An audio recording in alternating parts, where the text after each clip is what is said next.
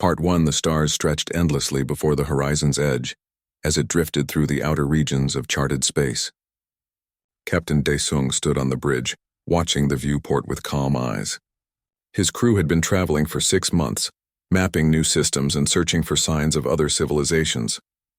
Earth had finally developed faster than light travel, and humanity was eager to meet their galactic neighbors. "Captain, I'm detecting something unusual," Lieutenant Hana called from her station. Her fingers moved quickly across the controls. "Multiple ships, large ones." "They're not using any communication frequencies we recognize." Daesung walked to her console and studied the readings. 5 massive vessels were approaching from the port side. They were unlike anything in Earth's databases. The ships were built like weapons themselves, all sharp angles and dark metal plating. "Open a communication channel," Daesung ordered. "All frequencies. Let them know we come in peace." Commander Jiwon, the science officer, looked up from her station with worry in her eyes. "Captain, those ships are armed. Very heavily armed. Their power signatures suggest weapons far beyond our current technology." The communication channel crackled to life before Daesung could respond. A deep, growling voice filled the bridge. The words were harsh and foreign, but the ship's computer began translating immediately. "Unknown vessel. You have entered territory claimed by the Kravak Empire. Identify yourselves immediately or be destroyed." Daesung took a breath and responded calmly. "This is Captain Daesung of Earth's exploration vessel Horizon's Edge. We are peaceful explorers from a planet called Earth. We mean no harm, and were unaware this space was claimed. We request peaceful contact and dialogue." There was a long pause. Then the voice returned, sounding almost amused. "Earth, we have no record of this world. You will stand down and prepare to be boarded. Any resistance will result in your immediate destruction." Hana looked at Daesung with concern. The captain's jaw tightened. "We cannot allow them to board without establishing proper diplomatic protocols. We don't know their intentions, and Captain, they're moving to intercept us," Hana reported. "Their weapons are powering up." Daesung made a decision. "Battle stations. Charge our defensive systems. Hana, target their weapons only. Jiwon, keep trying to establish communication. Tell them we will defend ourselves if necessary." The Kravak ships surrounded the horizon's edge like predators circling prey. Through the viewport, Daesung could see the lead vessel moving closer. It was enormous, easily 3 times the size of their ship. Lights glowed along its hull where weapons ports were opening. A different voice came through the communication system, this one even deeper and more commanding. "I am War Chieftain Vexthor of the Kravak Grand Fleet. Your vessel is primitive and weak. You will submit to boarding immediately. This is your final warning. This is Captain Daesung. We will not submit to boarding by force. We are willing to meet for peaceful negotiations on neutral ground. We are explorers, not warriors. There is no need for violence." Vexthor's response was cold. "In this galaxy, there are the strong and the weak. The Kravak are strong. All others are weak. You will learn your place, humans." The line went dead. Immediately, a bright beam of energy shot from the Kravak flagship, striking the horizon's edge shields. The ship shook violently. Daesung grabbed the armrest of his chair to steady himself. "Shields down to 70%, Hana called out. "Captain, we can't take many more hits like that." "Return fire. Target their weapons array only. Disable, don't destroy." The horizon's edge fired back. Human weapons were based on kinetic technology and nuclear warheads, different from the energy weapons most of the galaxy seemed to use. The Kravak flagship's shields flickered as the human missiles impacted. Aboard the Kravak flagship, War Chieftain Vexthor stood nearly 3 meters tall, his armored body covered in thick scales that had evolved on one of the harshest worlds in the galaxy. His red eyes watched the battle display with surprise. "They fired back?" Scoutmaster Carmen asked, equally shocked.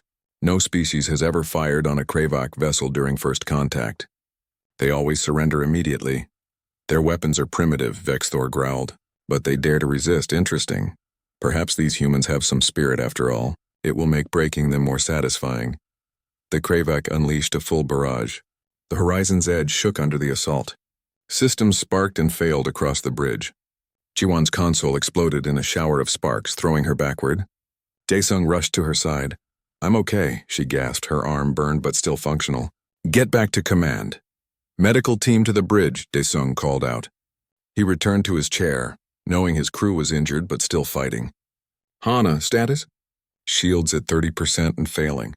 Hull breaches on decks 3 and 7. Captain, we can't win this fight. Daesung knew she was right. But surrender wasn't an option either. Not when they didn't know what these Kravak would do to his crew. Prepare emergency jump protocols. We need to get out of here and warn Earth. Before they could execute the jump, the Kravak ships fired again. This time, their weapons targeted the Horizon's Edge engines specifically. The ship's faster-than-light drive exploded, leaving them stranded. Engine room is gone, Hana reported quietly. We're dead in space. The Kravak ships moved closer, surrounding them completely. Daesung watched as a boarding craft detached from the flagship and approached their vessel. He stood and faced his crew. Listen to me, all hands. We are about to be boarded by a hostile alien force. We don't know what they want or what they'll do. But we are human and we don't surrender easily. We defend our ship. We protect each other. And we show these Kravak that humans are not prey. Hana stood beside him, her weapon ready. Jiwon had retrieved a sidearm despite her injuries. Across the ship, the crew prepared for the worst. They had trained for boarding actions, though they never expected to face aliens during their first contact. The boarding craft attached to the hull with a heavy thud. Cutting torches began burning through the outer airlock. Red emergency lights bathed the corridor where Daesung and a security team waited. Remember, Daesung said quietly, they think we're weak. Let's prove them wrong. The airlock exploded inward. Through the smoke and flames, massive figures began entering the ship. The Kravak warriors were terrifying to behold, each one a mountain of muscle and natural armor. They carried weapons that crackled with deadly energy. Their eyes glowed with confidence and the certainty of easy victory. Sub-Commander Thalrix led the boarding party. He stepped through the breach and saw the small, fragile humans waiting for him. They stood barely half his height, with soft skin and no natural armor. He almost felt disappointed. Surrender now, he commanded in translated speech, and you may survive as servants of the Kravak Empire. Captain Daesung raised his weapon and spoke clearly. No, this is our ship. You're not welcome here. For the first time in his long military career, Thalrix felt something unexpected. These tiny creatures were not running away. They were not begging for mercy. They were standing their ground against warriors who had conquered countless worlds. The battle for the Horizon's Edge was about to begin, and nothing would ever be the same. Part 4. The Kravak Grand Armada assembled at the edge of human space like a storm preparing to break. 300 warships, the largest military force ever gathered in this region of the galaxy. Aboard the flagship Eternal Dominion, Chieftain Supreme Krasthor reviewed the battle plans with his commanders. The humans have established colonies on 7 worlds, he said, his voice cold and calculated. We will strike all of them simultaneously. Overwhelming force. Complete destruction. We cannot allow these Deathworlders to establish themselves in our galaxy. War Chieftain Vexthor stood among the commanders, his expression troubled. Supreme Chieftain, I must voice my concerns again. The humans have shown they are formidable opponents. This attack could unite them against us. Krasthor turned his red eyes on Vexthor. Your concerns are noted and dismissed. The humans are few in number and newly arrived in space. They have no allies. We will crush them now while they are weak. This is not open for debate. Light years away at Station Unity, Ambassador Kyung received the terrible news. A Union intelligence vessel had detected the Kravak fleet movement. She immediately contacted Earth. Admiral June appeared on the communication screen, his face grim. We've known this was coming, Ambassador. Earth's first fleet is already deploying to defensive positions around our colonies. But we're outnumbered 10-1. Can we evacuate the colonies? Kyung asked desperately. Not enough time. The civilians will have to shelter in the underground bunkers we built. They knew the risks when they volunteered to colonize new worlds. Admiral June paused. Ambassador, you need to understand something. We're not going to surrender, even if it means fighting to the last ship. General Yuna, standing beside Kyung at the station, spoke up. Admiral, this is exactly what we hope to avoid. Is there no way to negotiate? The Kravak Supreme Chieftain has already made his decision. He sees us as a threat that must be eliminated. Admiral June's expression hardened. But we're going to show them that eliminating humans is harder than they think. The first battle began at Harmony Colony, humanity's newest settlement. The Kravak fleet arrived expecting minimal resistance. Instead, they found a network of orbital defense platforms, automated weapons satellites, and 3 human warships waiting for them. Captain Seok commanded the lead human vessel, the destroyer Defiant. He watched the Kravak ships approach and opened a channel to his fleet. All ships, remember your training. We cannot match their shields or their energy weapons, but we have advantages they don't expect. Target their power cores with kinetic weapons. Launch all fighters, and prepare the emergency protocols. The Kravak opened fire first, their energy beams cutting through space. Human shields flickered and failed under the assault. But human ships were built differently than other species' vessels. They were armored with layered metal plating, designed to take damage and keep fighting. Hull breach on Deck 4. Siak's tactical officer reported. Sealing compartments, continue firing. Launch nuclear mines in their approach vector. The space around Harmony Colony became a hell of fire and metal. Human kinetic weapons moving at incredible speeds, punched through Kravak shields and armor. Nuclear weapons detonated in precise patterns, destroying multiple enemy ships at once. And human fighter pilots, trained in tactics that other species considered suicidal, flew directly at Kravak vessels, targeting vulnerable points with missiles and cannons. Aboard the Kravak command ship, the tactical officer reported in disbelief. We've lost 14 vessels. The humans are fighting back harder than predicted. Their tactics are chaotic and unpredictable. The Kravak commander snarled. They're desperate. Continue the assault. They cannot win. But on the surface of Harmony Colony, something was happening that the Kravak did not expect. Colonel Minji commanded the ground defense forces, and when Kravak troops landed to capture the colony, they found fortified positions and determined resistance. The Kravak warriors, used to easy victories against weaker species, found themselves fighting humans in close combat, and in close combat something became clear. While the Kravak were stronger individually, humans were faster, more coordinated, and absolutely relentless. Minji led her Marines through the colony's streets, using every building and barrier as a defensive position. Don't let them group up, she shouted over the sound of weapons fire. Use the environment. They're bigger and stronger, but we're faster and smarter. One young Marine found herself cornered by a Kravak warrior twice her size. Instead of surrendering, she threw herself forward, sliding between the warrior's legs and firing upward into the weak points of his armor. The warrior fell, and the Marine kept moving, already looking for her next target. Across the galaxy, similar battles raged at every human colony, and everywhere the Kravak found themselves fighting an enemy that refused to accept defeat. Humans died, many of them, but they took Kravak warriors with them. Every meter of ground was contested. Every building became a fortress. At Station Unity, the Galactic Union Council watched the battles through long-range sensors. The delegates sat in stunned silence as the reports came in. The humans have destroyed over 100 Kravak vessels, Lore Keeper Pixtal reported quietly, but they've lost half their fleet. The colonies are holding, but barely. This is mutual destruction. High Arbiter Zelnoth turned to Ambassador Kyung, who sat with her face pale but composed. Ambassador, your people are dying. Surely you can see that surrender would save lives. Kyung looked at him with tired eyes. You don't understand humans, Arbiter. We don't surrender when we're losing. We fight harder. Every person in those colonies volunteered to be there, knowing the risks. They will fight until they cannot fight anymore. That is who we are, Commander Jiwon added softly. In our history we have a phrase, never give up, never surrender. It is not just words to us. It is how we survived as a species. War Chieftain Vexthor had remained at the station, observing the battle reports. He approached Kyung carefully. Ambassador, there is something you should know. I opposed this war. Many Kravak did. But our Supreme Chieftain believed humanity posed an existential threat. And what do you believe now? Kyung asked. I believe we made a terrible mistake. Both our species are being destroyed for nothing, because of pride and fear. At that moment, Lore Keeper Pixtal gasped. I've found something. In the Kravak archives, something that changes everything. She activated a display showing geological and atmospheric data. I was researching Kravos Prime for historical context, and I discovered that the Kravak homeworld is dying. Environmental collapse from centuries of industrial exploitation. The planet will be uninhabitable within 100 years. Vexthor stared at the data, his expression shifting from shock to anger. Our government knew about this? Yes, the War Council has known for decades.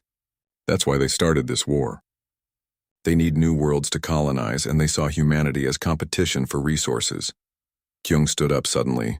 If that's true, then this war is unnecessary. Earth has experience with environmental restoration. We nearly destroyed our own planet and learned how to fix it. We could help the Kravok save their world.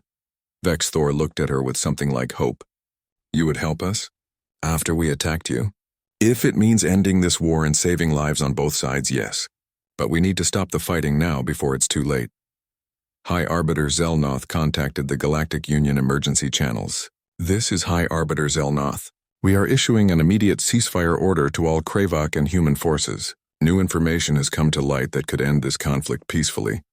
But getting the message to the front lines would take time, and in space combat, minutes could mean the difference between life and death. At Harmony Colony, Captain Seok's ship was dying. Half his crew was dead or wounded. His weapons were nearly depleted, but he kept fighting. Captain, we're receiving a priority message from the Galactic Union, his communication officer called out. They're ordering a ceasefire. They say there's a way to end this war peacefully. Seok looked at his damaged bridge, at his exhausted crew. Ceasefire. All ships cease fire. Maintain defensive positions but do not engage unless fired upon. Across the battlefield, human ships went silent. One by one, the Kravok vessels also stopped firing, receiving the same orders from their command. In the sudden quiet, both sides waited to see if this fragile peace would hold, or if the galaxy would continue burning. Part 2, the first shot came from Lieutenant Hana. Her weapon fired a burst of kinetic rounds that struck Sub-Commander Thalrix's chest armor. The impact staggered him backward, leaving dents in his protective plating. He roared in surprise and rage. No prey had ever struck him first. The corridor erupted into chaos. The Kravok warriors opened fire with their energy weapons. Bright beams of superheated plasma cutting through the air. The human security team scattered, using tactics they had practiced for years. They dove behind bulkheads, rolled into side passages, and returned fire with disciplined bursts. Thalrix watched in confusion as the humans moved. They were not fighting like prey animals. They were fighting like predators, like hunters who understood combat. One human threw a small device that exploded with blinding light and deafening sound, disorienting two of his warriors. Another human appeared from a ventilation shaft above, dropping onto a Kravok warrior's back and firing point-blank into the gaps in his armor. They're using our size against us, one of the Kravok warriors growled. The corridors are too narrow for us to maneuver properly. Thalrix realized the truth. This ship was built for creatures half their size. Every passage was a choke point. Every corner was a potential ambush. The humans had home advantage, and they were using it expertly. Captain Daesung fell back with his team, coordinating through a communication device in his ear. All teams maintain defensive positions. Use hit-and-run tactics. Don't let them group up. Engineering. How long until you can restore emergency power to Section 4? 10 minutes, Captain. Ensign Minho's voice crackled back. But I'm injured. I'll do my best. Do what you can, Minho. We're counting on you. In the medical bay, Dr. Sora worked frantically to stabilize the wounded crew members. The ship shook as explosions echoed through the hull. Injured personnel kept arriving, some with terrible burns from the Kravok energy weapons. But Sora never stopped, never panicked. Her hands moved with practiced precision, saving lives even as the battle raged around her. A Kravok warrior burst into the medical bay, his weapon raised. He saw the human doctor working on a dying crew member. For a moment he hesitated. Even by Kravok standards, this seemed wrong. The healer was unarmed and focused on saving life, not taking it. Leave, Sora said without looking up from her patient. Her voice was steady, calm. I'm a doctor. This is a medical facility. You have no honor attacking healers. The warrior stood confused. This small creature showed no fear. She did not beg or try to run. She simply continued working, as if his presence was an annoying interruption rather than a mortal threat. After a long moment, he turned and left the medical bay. Some instinct, perhaps a remnant of his species' own honor codes, prevented him from firing. The battle continued throughout the ship. Hana led her security team through the ventilation system, emerging behind Kravok positions and forcing them to fight on multiple fronts. The aliens were stronger and better armed, but they were not prepared for human tactical thinking. They're adapting, Thalrix reported to his ship. These humans fight with intelligence and coordination. Their weapons are primitive but effective at close range, and they show no fear. What kind of species fights like this during first contact? War Chieftain Vexthor received the report with growing interest. He pulled up the data his ship's computers had stolen from the human vessel. Information about their homeworld, their history, their biology. As he read, his blood ran cold. In the engineering section, Ensign Minho dragged himself across the floor, his leg broken from an earlier explosion. Pain shot through his body with every movement, but he did not stop. He reached the emergency power console and began entering commands with trembling fingers. Blood dripped from a cut on his forehead, blurring his vision, but he kept working. A Kravak warrior found him there and raised his weapon. Minho looked up at the massive alien and smiled through the pain. Go ahead, but I've already locked out this system. If you kill me, you'll never restore it. And in 5 minutes, this section decompresses. Guess we'll die together. The warrior lowered his weapon slightly. You would die to stop us? I would die to protect my crew, Minho replied. That's what humans do. The warrior stared at him for a long moment, then turned and left. There was something about these humans that reminded him of the Kravak themselves, something familiar and disturbing at the same time. Across the ship, similar scenes played out. Humans fought with determination that shocked their attackers. They used every advantage, every trick, every ounce of strength they possessed. When cornered, they did not surrender but fought harder. When injured, they continued fighting. When facing impossible odds, they showed no hint of giving up. Captain Daesung regrouped with Hana and Commander Jiwon in the bridge. All three were wounded but still functional. Around them, the bridge crew maintained their positions despite injuries and damage to their stations. Status? Daesung asked. We've inflicted heavy casualties on their boarding party, Hana reported. At least 15 of their warriors down. But we've lost 12 crew members and another 20 are seriously wounded. Jiwon added.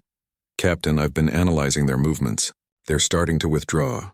I think we actually hurt them badly enough that they're reconsidering this boarding action. As if to confirm her words, the communication system activated. Thalrix's voice came through, and for the first time, there was something other than arrogance in his tone. There was respect, human captain. We are withdrawing our forces. You have proven yourselves worthy of further study. War Chieftain Vexthor wishes to speak with you directly. Daesung exchanged glances with his officers. Put him through. The view screen activated, showing War Chieftain Vexthor in all his imposing glory. The massive Kravak studied Daesung with his red eyes, and something like curiosity crossed his face. Captain Daesung, you and your crew have surprised me. No species has ever successfully resisted a Kravak boarding action. Your tactics were clever. Your warriors fought bravely. You deserve an explanation. I'm listening, Daesung said carefully. The Kravak evolved on Kravos Prime, a world of terrible gravity, toxic atmosphere, and deadly predators. We believed ourselves to be the only species forged by such harsh conditions. We have ruled this sector of space for 500 years because no other species could match us in combat. We are Deathworlders, Captain, and we thought we were unique. Vexthor leaned forward, his expression intense. But I have accessed your ship's database. I have read about Earth, about your evolution, your history, your biology, and now I understand why you fought so fiercely. He paused, and when he spoke again, his voice carried a weight of realization. You are Deathworlders, too. Your world may be different from ours, but it is no less deadly. You evolved as persistence hunters, chasing prey until it collapsed from exhaustion. You survived ice ages and plagues. You conquered every environment on your world. Your bodies are built to endure injury and keep fighting. Your minds refuse to accept defeat. Daesung listened carefully. If you understand this, then you know we will not be conquered easily. Yes, Vexthor admitted. I know this now. My boarding party suffered 30% casualties. 30% against a species we had never encountered before, with inferior technology and numbers. This has never happened in Kravak history. The war chieftain's eyes narrowed. I am withdrawing my forces. But know this, Captain Daesung. The Kravak Empire will be watching your species closely. We must determine what humanity represents to the Galactic Order, whether you are potential allies or potential threats. We want only peace, Daesung replied, but we will defend ourselves when necessary. So you have proven. Vexthor nodded slowly. I will report this encounter to Kravak High Command and to the Galactic Union Council. First contact with humanity changes everything. The communication ended. Through the viewport, Daesung watched as the Kravak boarding craft detached and returned to their ships. The massive vessels began to pull away, maintaining a cautious distance. Hana let out a long breath. Did we just survive our first alien contact? Yes, Daesung replied. But I have a feeling this is only the beginning of something much larger. Part 3. The Galactic Union Council Chamber was in chaos. Representatives from 200 species filled the massive hall, their voices echoing in 100 different languages as translation devices struggled to keep up. At the center of the circular chamber, High Arbiter Zelnoth called for order with increasing desperation. "Please, honored representatives, we must have calm," Zelnoth pleaded. The High Arbiter was a Valorian, a tall, thin being with silver skin and multiple eyes. Like most of the Union species, Valorians evolved on gentle worlds with light gravity and peaceful conditions. The concept of a death world was foreign and terrifying to them. War Chieftain Vexthor stood at the speaker's platform, his massive form drawing fearful glances from the assembled delegates. He had come to report on the humans, and his words had sent shockwaves through the Union. "Let me be clear," Vexthor said, his deep voice cutting through the noise. Humanity is not like the species you are familiar with. They come from a world as harsh as Kravos Prime. Perhaps harsher. They have evolved to survive conditions that would kill most of you within hours. A delegate from the Pix species stood up, her tiny body trembling. "Surely you exaggerate, War Chieftain. The Kravak are the only known Deathworlders. This must be some mistake, and there is no mistake. I am assigning Lore Keeper Pixtel to research this species thoroughly. Her findings will be presented to this council within 3 days. Until then, I suggest you all prepare yourselves for difficult truths." 3 days later, Lore Keeper Pixtel stood where Vexthor had stood, but her demeanor was completely different. She was visibly shaken, her hands trembling as she activated the holographic display. "Honored council members," she began quietly, "I have spent 3 days studying everything we could learn about Earth and humanity. What I discovered has fundamentally changed my understanding of what is possible for intelligent life." The hologram displayed a blue and green world, beautiful from space. "This is Earth. It appears peaceful, but it is anything but. Let me share what I have learned." She began listing facts, each one causing more distress among the delegates. "Earth has one standard gravity, the same as Kravos Prime. Most of our species evolved on worlds with half that gravity or less. Humans walk, run, and fight under gravitational pressure that would exhaust us in minutes. Their atmosphere contains 21% oxygen. Oxygen is one of the most reactive elements in the galaxy. It corrodes metal, feeds fires, and creates explosive reactions. Most species require oxygen percentages below 10%. Humans breathe this corrosive substance constantly. Earth's temperature ranges from -50 degrees to +50 degrees Celsius in different regions. These temperature swings would kill most of us. Humans adapt and survive in all of these environments." A delegate interrupted. "Surely they have technology to protect them from these conditions." Pixtel shook her head. For most of their history, they had no such technology.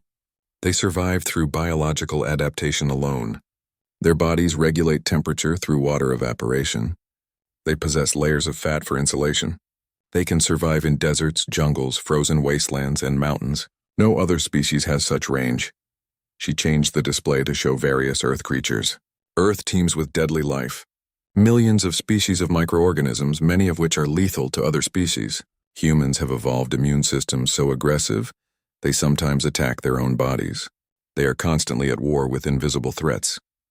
Their world contains apex predators that hunt in packs, massive creatures that can crush bones, reptiles with venom that stops hearts, and insects that spread deadly diseases. Humans evolved alongside all of this.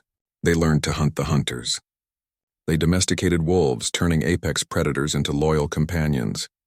They built civilizations while fighting nature every single day. The council chamber was silent now, every delegate listening with growing horror. Pixtel continued relentlessly. "Their history is one of constant warfare, not just between tribes or nations, but against their own planet. They survived ice ages that buried continents. They survived plagues that killed millions. They survived volcanoes, earthquakes, tsunamis, and hurricanes. Each disaster made them stronger. And when they were not fighting nature, they fought each other. 10,000 years of documented warfare. They developed weapons of incredible sophistication, from simple spears to nuclear bombs that can destroy entire cities. They studied the art of killing with the same dedication other species give to art and music." She pulled up biological scans. Their bodies are built for endurance and survival. They have a stress response called adrenaline that temporarily increases strength and blocks pain. They can survive injuries that would kill most species. They have redundant systems, rapid clotting factors, and the ability to remain conscious in fighting even with severe trauma. They are persistence hunters. They can run for hours, chasing prey until it collapses from exhaustion. No other species in the galaxy has this capability. They simply do not stop. A Valorian delegate stood up, his voice shaking. What you are describing is not an intelligent species. It is a nightmare. A species of soldiers and survivors built for nothing but conflict. Pixtal met his gaze. That is where you are wrong. Despite all of this, humans developed art, music, literature, and philosophy. They created systems of government and law. They built civilizations and studied the stars. They are not mindless killers. They are thinking, feeling beings who happen to come from a world that forged them into something incredibly resilient. At that moment, a messenger entered the chamber and approached High Arbiter Zelnoth. After a brief conversation, Zelnoth stood up. The human diplomatic delegation has arrived at Station Unity. They are requesting permission to address this council. The chamber erupted again. Some delegates demanded the humans be turned away. Others argued for hearing what they had to say. Finally, Zelnoth made a decision. We will hear them. It is only fair. Bring the humans to the council chamber. Ambassador Kyung entered the chamber with a small delegation. Beside her walked General Yuna, a military advisor, and Commander Jiwon, who had survived the encounter with the Kravak. The three humans looked tiny compared to most of the delegates, but they walked with confidence. Kyung bowed respectfully. Honored members of the Galactic Union, I am Ambassador Kyung of Earth. Thank you for allowing us to speak. She activated her own holographic display. I know Laura Keeper Pixtal has shared information about my world. Everything she said is true. Earth is harsh. Humanity evolved under difficult conditions. We have a history of conflict and survival, but there is more to our story than violence and endurance. She showed images of Earth's cities, its art, its achievements. Yes, we are survivors, but we are also builders. We created civilization not through dominance, but through cooperation. We learned that working together made us stronger than fighting alone. General Yuna stepped forward. We have studied warfare extensively because we had to, but we have also studied peace. We know the cost of conflict. Every human leader understands that war is the last option, not the first. Commander Jiwon added, we are explorers. We came to space not to conquer, but to learn. We want to meet other species, share knowledge, and build friendships. The encounter with the Kravak was unfortunate, but it does not represent our intentions. A delegate from the Zorlak species stood up. You say you want peace, but your very existence is threatening. How can we trust Deathworlders? The Kravak have dominated through strength for centuries. Now there are 2 Deathworld species? Kyung nodded. I understand your fear, but consider this. Humans have nearly destroyed ourselves multiple times. We have built weapons capable of ending all life on our world, and yet we chose not to use them. We learned restraint. We learned that true strength is knowing when not to fight. She looked around the chamber at all the frightened faces. We are not here to threaten anyone. We are here to offer friendship and cooperation. We have technologies and knowledge that could benefit the Union. We have experience surviving in harsh environments that could help other species. And yes, we have military capabilities that could help protect all of us from genuine threats. Give us a chance, Kyung said simply. Judge us by our actions, not your fears. The council chamber fell silent. High Arbiter Zelnoth looked troubled. The council will deliberate on this matter. In the meantime, the human delegation may remain at Station Unity as our guests. We will reconvene in 1 week. As the humans left the chamber, War Chieftain Vexthor watched them go. He approached High Arbiter Zelnoth privately. The humans speak well, Vexthor admitted, but words are easy. The real question is what happens next. The Kravak Empire has been the dominant military power for 5 centuries. We are not comfortable with equals. Zelnoth looked at him with concern. What are you saying, War Chieftain? I am saying that there will be those in my government who see humanity as a threat that must be eliminated before it grows stronger. And I may not be able to stop them. Part 5. The meeting room aboard Station Unity was tense with careful formality. Captain Daesung sat across from War Chieftain Vexthor, with Ambassador Kyung and Chieftain Supreme Krasthor at opposite ends of the table. Guards from both species stood at attention along the walls, weapons ready but not raised. High Arbiter Zelnoth served as mediator, his multiple eyes watching everyone nervously. "Let me be clear," Krasthor said, his voice hard. "The Kravak do not beg for help. We are the strongest species in the galaxy. We have been for 500 years. Daesung met his gaze calmly.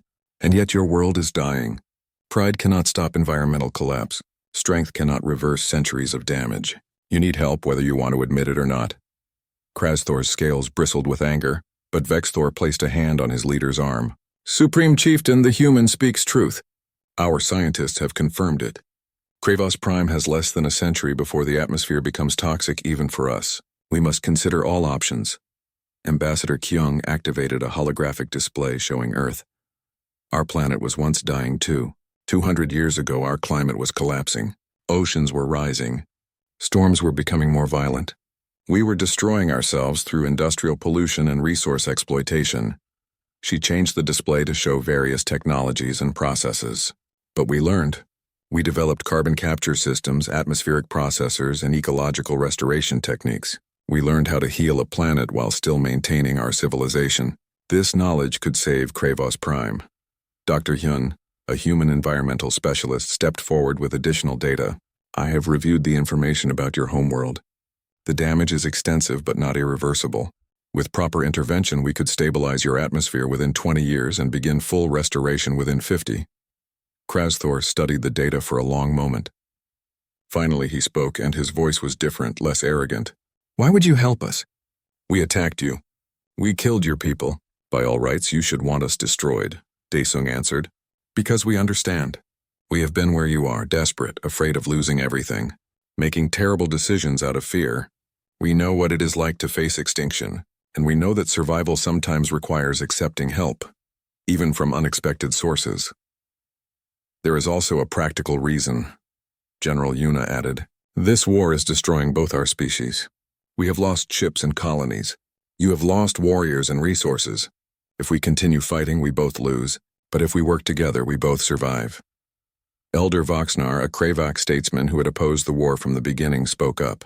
"The humans offer us a path forward, one that does not require us to conquer or destroy, one that allows us to maintain our honor while saving our homeworld." Krasthor looked around at his advisors, at Vexthor, at the faces of his people.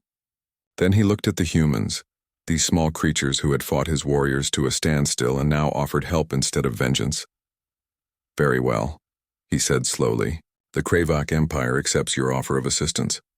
In exchange, we will cease all hostilities against humanity and provide you with access to our technology and knowledge of this region of space." Ambassador Kyung extended her hand across the table. Krasthor stared at it for a moment, then reached out with his massive clawed hand and clasped hers carefully. The representatives from 2 Death Worlds shook hands while the rest of the galaxy watched in amazement. 3 months later, a joint human and Kravak expedition arrived at Kravos Prime. Dr. Hyun led a team of environmental engineers, supported by Kravak scientists who were eager to learn.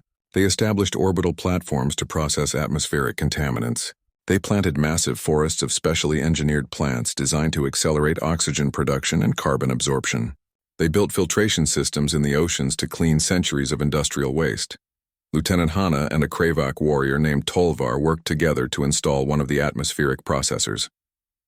The work was dangerous, requiring them to operate in the toxic environment at high altitude. When equipment failure threatened both their lives, they worked as a team to solve the problem, their different strengths complementing each other. "You are stronger," Hana observed as Tolvar lifted a heavy component that she could not move. "And you are faster," Tolvar replied as Hana's smaller hands made delicate adjustments he could not manage with his clawed fingers. "We work well together."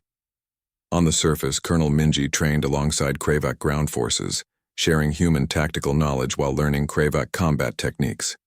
The 2 militaries, so recently enemies, began to understand each other's capabilities and develop respect for different approaches to warfare. "You fight with coordination and intelligence," the Kravak commander told Minji. "We fight with strength and directness. Combined, we could be unstoppable." Minji nodded. "That is exactly what Ambassador Kyung hopes for. Not to conquer, but to protect. There are threats in this galaxy. Having 2 Death World species working together makes everyone safer. At Station Unity, The Galactic Union Council observed these developments with mixed feelings. Some species remained nervous about the alliance between two powerful Deathworld races. Others saw opportunity. High Arbiter Zelnoth addressed the council. The humans and Kravak have shown us something important. They have shown that even species born in violence and struggle can choose cooperation over conflict. Perhaps we have been too quick to fear strength, and too slow to recognize wisdom. Lorekeeper Pixtall presented a proposal to the council. I recommend that we establish a new branch of the Union military, combining human tactical thinking with Kravak strength. They could serve as peacekeepers and defenders for all member species. The proposal passed with strong support. The Deathworld Defense Force was created, with joint human and Kravak command. Representatives from other species could volunteer to join, learning from both Deathworld races. 5 years after first contact, Captain Daesung and War Chieftain Vexthor stood together on the bridge of a joint exploration vessel. They had become unlikely friends, the human captain and the Kravak warrior, united by mutual respect and shared purpose. The reports from Kravos Prime are good, Vexthor said. The atmospheric toxicity has decreased by 40%. The forests are thriving. My people will survive because of human help. And our colonies are growing, protected by Kravak technology and military support. Daesung replied. Both our species are stronger together. Commander Jiwan approached them with excitement in her eyes. Captains, we are receiving signals from a previously unexplored region. They appear to be artificial, possibly from another advanced civilization. Vexthor and Daesung exchanged glances, then smiled. Then we should go introduce ourselves, Daesung said. Together, the ship changed course, heading toward the unknown signals. In the crew quarters, humans and Kravak worked side by side, no longer enemies but allies. Ensign Minho played a human card game with a young Kravak technician, explaining the rules with patience. Dr. Sora shared medical techniques with Kravak physicians, comparing notes on treating different species. Aboard Station Unity, Ambassador Kyung met with Representative Taman to finalize the Deathworld Accord, a formal treaty that established rights and responsibilities for species from harsh worlds. The document stated clearly that strength should be used for protection, not domination. That power should serve peace, not ambition. Do you think it will last? Taman asked quietly. This alliance between our species? Kyung looked out at the stars. We survived first contact. We survived war. We survived our own pride and fear. Yes, I think it will last, because we both learned the same lesson. Being strong is not the same as being the strongest. And survival sometimes means accepting that you need others. On Kravos Prime, the first generation of young Kravak, born after the restoration began, were already showing the benefits of the cleaner environment. They would grow up in a world saved by cooperation between former enemies. They would be taught that their traditional strength was important, but so was the wisdom to know when to fight and when to build. On Earth, children learned about the Kravak in school, about their honor and their strength. They learned that the galaxy was full of different species, each with their own gifts and challenges. They learned that humanity's role was not to dominate, but to contribute their unique perspective and capabilities. The joint human and Kravak exploration vessel reached the source of the signals. What they found was another species, one that had been sending messages into space for centuries with no response.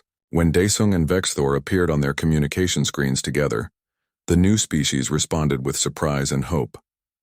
We are explorers, Daesung told them. We represent the Galactic Union. We come in peace to learn about you and to offer friendship. Vexthor added, we bring news. You are not alone in the universe. There are many species among the stars, and there is a place for you among us if you wish it. As the conversation continued, Daesung thought about the journey that had brought them here. From hostile first contact to devastating war to unexpected alliance. The galaxy had believed the Kravak were the only Deathworlders, the only species forged by harsh conditions into something powerful.